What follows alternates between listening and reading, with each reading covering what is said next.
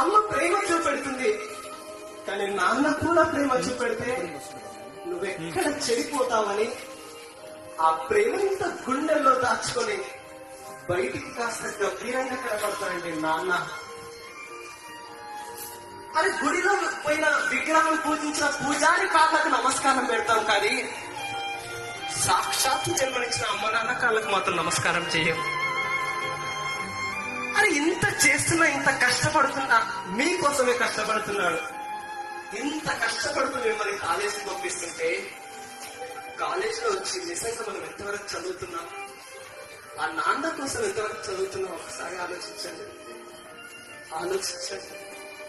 అని నాన్న ఎప్పుడు డబ్బులు అడగడమే.